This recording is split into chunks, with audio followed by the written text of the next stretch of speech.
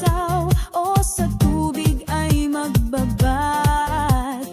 Nais mo rin ba mag-explore? Sa hanging bridge ay maglakad. Ihanda ang sarili, tayo'y maglakbay sa ginhayangang Quezon. Kasiyahay tunay, halina sa ginhayangang Quezon. Tayo ay mamasyal, halina sa ginhayangang Quezon. Tunay kang mapapamahal, halina, halina sa ginhayangan. Halina, masdan ang karagatan.